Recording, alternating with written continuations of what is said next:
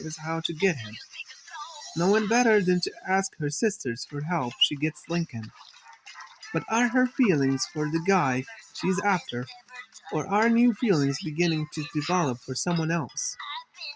Chapter 1, Where My Yearnings Were Born. The dimness of the candlelight danced the shapes of the objects in the room across its walls. Their constant growings and shrinkings provided just enough of a continued illumination for the huddled-up figure on the bed on the left side of the divided room to peer across the lines of the pages it held. Their musty fragrance perpetually filtered through the nostrils in front of them, the aroma easing the hardships of life and existence, while the eyes took in the knowledge from the slightly crusted paper it dwelled on.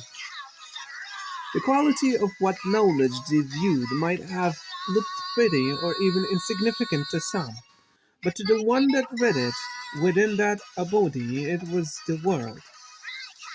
A flood of experience and indulgence into what normality did not allow, a gateway to what the reader desired, and what they could not have. An unseen smile adoring her lips, the darkened girl turned the page. But with the flip came another form of a turn.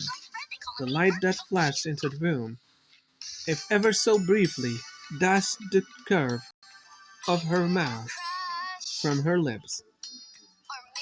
She didn't need to look up to know someone was there. Even if they hadn't opened the door and closed it, she would have noticed the presence. It was loud and controlled. Though they tried to take care in their movement, they were sloppy. Their feet just flying every which way.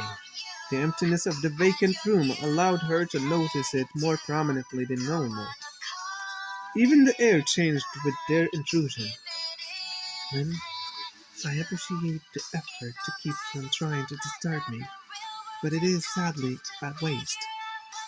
Lucy stated, her gaze still fixed on the book in her hand. Actually, it's me. An only slightly deeper tone Will replied, causing her to jump within her body. She'd been ready for the response, just not the voice.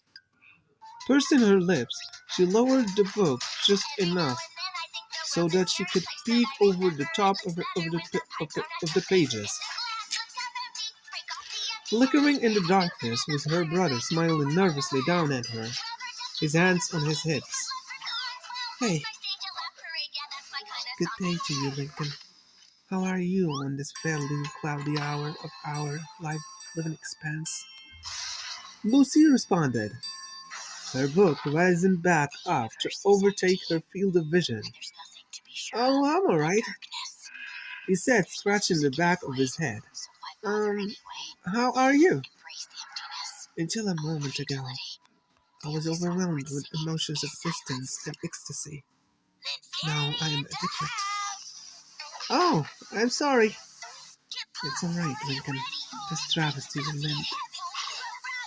Lucy assured him, earning a somewhat glowering look from the boy. Even if she swam in the over-dramatization of her bleakness, there were times where he could pick up on a sarcasm from her, at least quicker than their other siblings.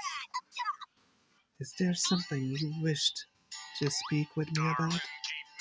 Well, yes. I was just gonna see if you wanted to come to Gus games and Scrub. Lincoln announced more eagerly than she had been ready for when he plopped down onto her bed. Within her mouth, Lucy's teeth clenched at the impact, and her grip tightened around her book. After taking a half-second to recover from the action, she spared a glance at the boy, his hands and knees propping him up next to her like a dog on all fours. For a few more seconds afterwards, there was silence while he waited in anticipation for the answer. I assume that this is for us to go play arcade games? Lucy murmured. Well, duh! Lincoln laughed. For some reason, the girl found it hard for a smile to keep from forming in the face of his positivity. Even if he didn't notice it, Lucy turned her face slightly more towards the side that he wasn't on. Though short, it was a noticeable amount of time before she started talking again. I I'm reading. It's a very good book. Lucy told him, "Thank you for the offer, Lincoln, but I believe I am content in this endeavor." "Oh," he said, even though she didn't want to. Lucy couldn't help but take another glance at him, knowing that she'd see the smile dropping from his face. It wasn't one of anguish or pain or even much in the way of disappointment. Just normality. "Well, if you feel like the whole book thing isn't working out for you, the offer stands," he assured her, shooting finger guns at her as he got up off the bed and started backing towards the door. "It'll work fine. It'll work out fine." Lucy gave her own assurance. For some reason, she couldn't quite grasp the twin of regret that swam about her head. And as she heard the door creaking closed, she added two more words. "Uh, thanks."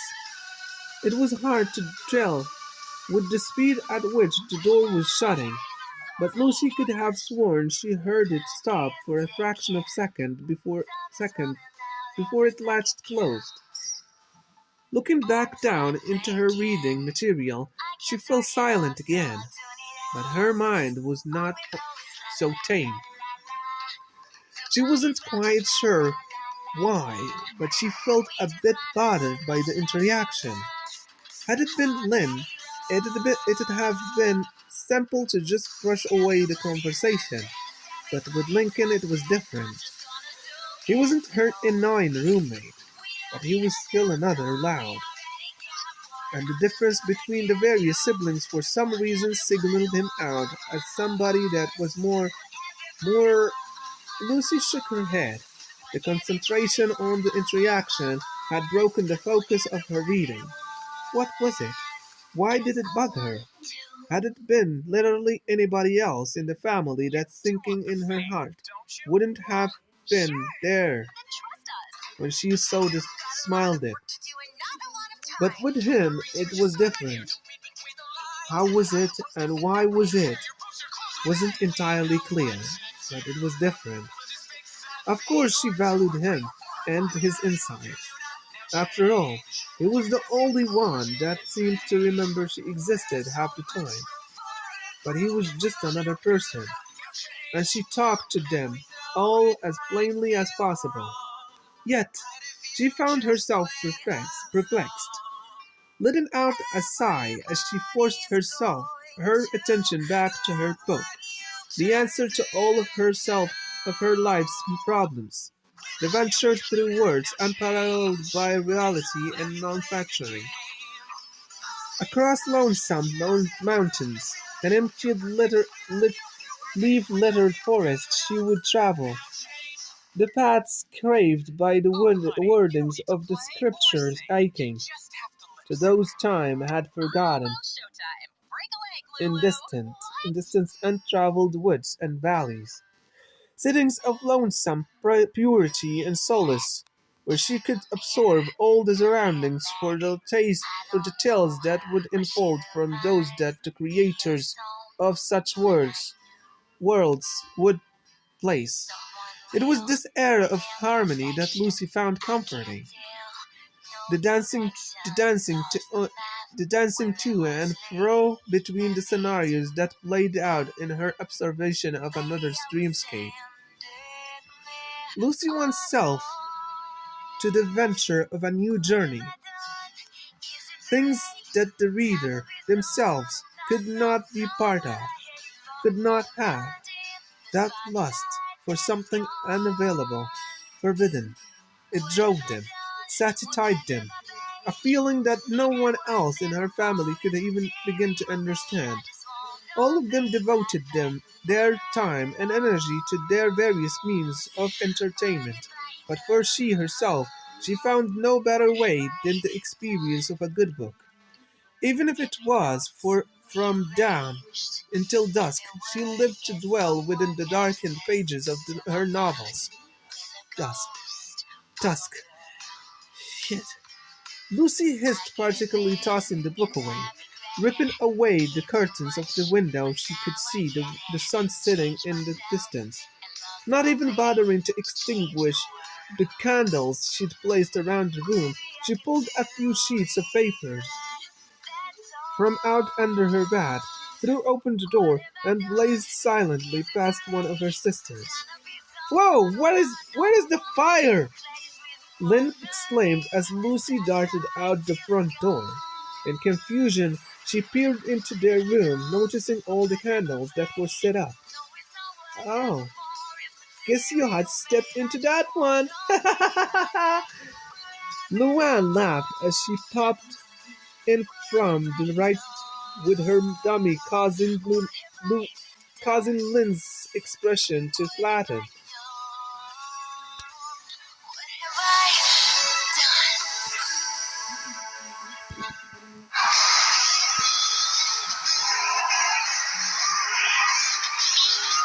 Rock and roll is running through my veins. Electric soul like wires to my brain. I can't be wrong, don't need direction. I can't find my way. Play it loud, play it loud. Drop, drops of sweat lightly dotted the dark skin of the boy as he danced across the mechanical contraption at his feet. Desperately, Clyde's eyes darted around the screen in front of him, trying to follow the fast-moving arrows with the motions of his feet. He could feel himself begin to slip out of the rhythm. It wouldn't be long now. But while he could continue, he ran his tongue across his upper lip in anticipation. It's been a long time coming, but Clyde McBride is finally going to join the rankings of the arcade legends tonight, he insisted. The quickly disappearing arrows lit up less and less as his pace dampened. Come on! He could feel the liquid running down from his forehead now, the salt of the drops staining into his eyes. Just a little more! Row after row of the arrows started fluttering under the tops of his feet until finally it ended. Clyde's go Clyde's go at the machine reached its conclusion. Yes! And thus I have now joined the ranks of no one on the Hall of Fame. Clyde murmured, glaring at the list of initials that popped up on the default screen for the Dance Dance Revolution machine. Can you believe this, Lincoln? The darn thing must be busted. I give it, Lincoln. Cloud had to admit he was surprised that his friend hadn't been commentating at all. After turning around once, he stepped off the machine and went wandering about the floor of arcade machines until he eventually came across the snow-headed boy lazily slouched in a seat. Carelessly, he shot the light gun in his hand at the enemies that approached on the screen in front of him. Yo, Lincoln? You there, buddy? Clyde asked, snapping his fingers in front of him. Lincoln blinked twice and tilted his head towards him. Huh? I said, have you turned into a zombie? Do I need to decapitate you or something? He joked. Rolling his eyes, Lincoln gave a half-hearted smile and holstered the light gun, allowing the enemies to overwhelm the screen and kill his character. Sorry, just lost in thoughts is all. He told him.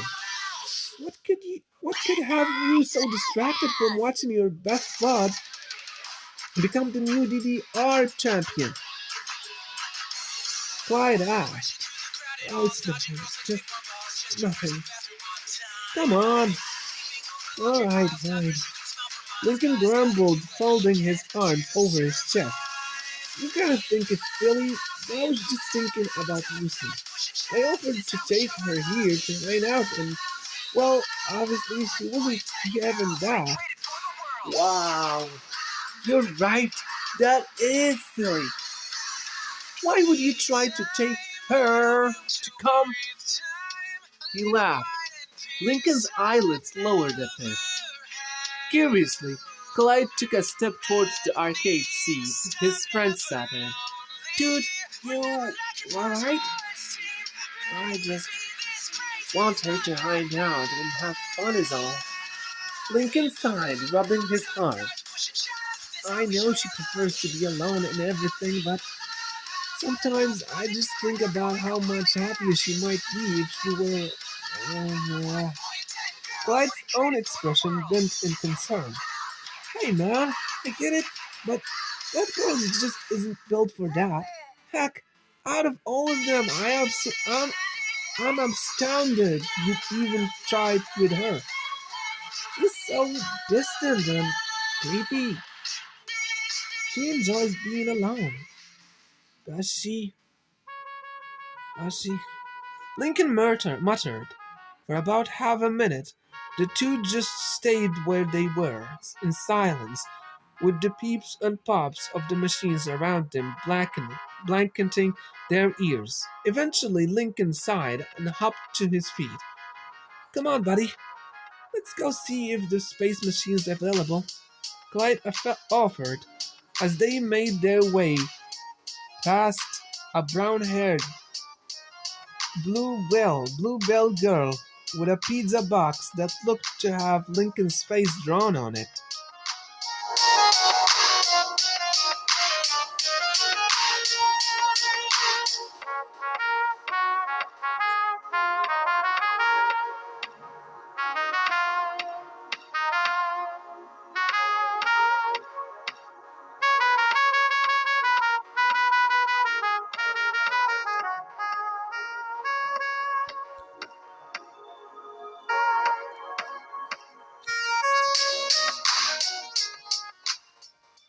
And in these of chaos and death, of much joy, suffer and regret, for in the woods so hallowed known, do I wind and yearn for my home.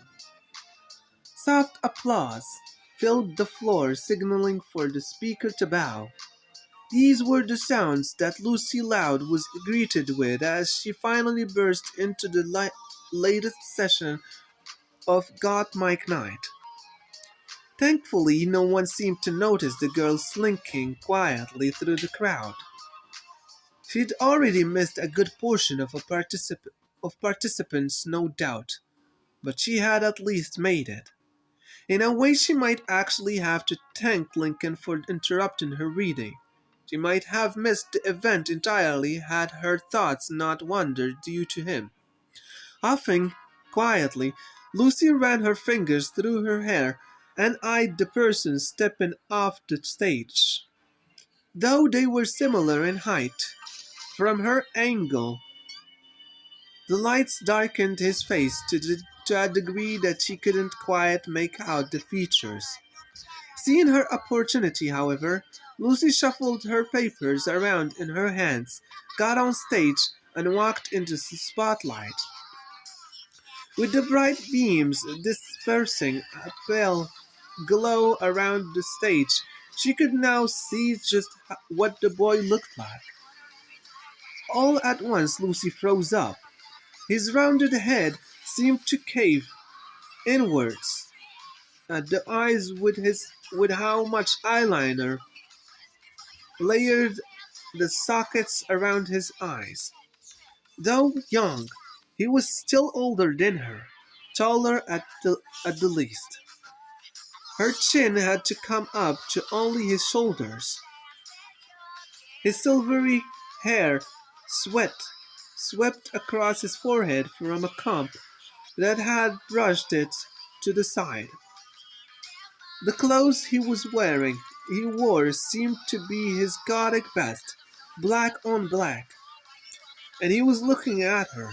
Granted, everyone was, but his eyes, they connected to her unseen pupils, and she could feel her face heating up a bit. A cough from the crowd nearly made her jump back into reality. Shaking her head, she shuffled the papers in her hands.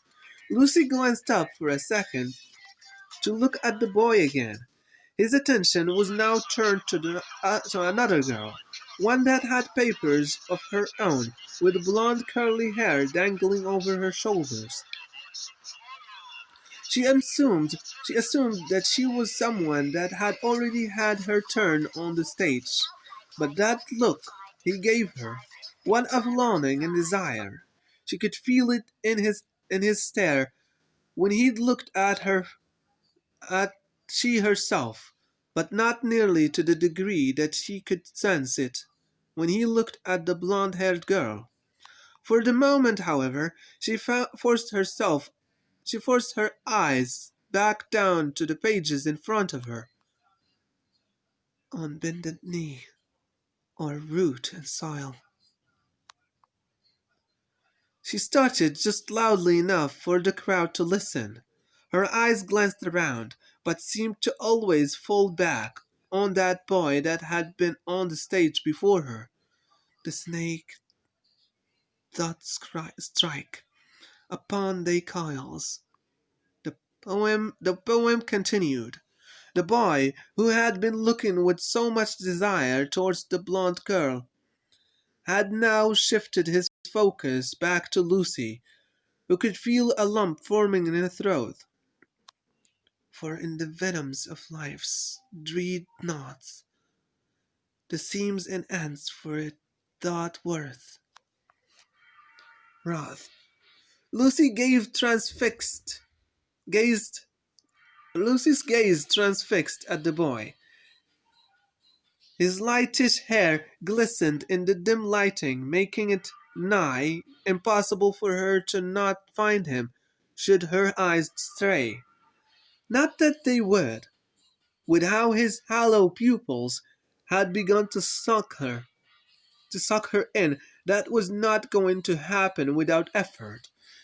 There was something about him, a familiarness in form and shape, yet a mysteriousness in the differences from what her mind tried to place them as. The death and this fang it rends, for all that aches, it wakes again. As Lucy's poem finished, a silence ran through the crowd of people for a second before it gave its quiet, melodious applause. After a bow, Lucy walked to the steps and exited the stage. As she did so, she could see the boy watching her every step of the way. She nearly fell flat on her face from almost missing a step due to the nervousness that had overtaken her. Somehow or another, she made it down though. Upon joining the rest of the crowd, Lucy, trying to break her attention from the staring boy, looked back towards the stage, and an older girl stepped onto it. Thank you all for this really enjoyable night, she said to the crowd. Damn it, Lucy thought. She knew she'd missed a good chunk of her planned get together with one of her favorite communities, but she didn't think she'd been that late. It has been a rather insightful and soulless gathering indeed, but nobody forget, in just 2 weeks, those that can make it are welcome to attend the Royal Wits Ball of the Undead. Lucy's brows popped at the mention of the words. A ball. Undead. 2 weeks. She couldn't believe she hadn't heard of it sooner. Her body trembled at the thought.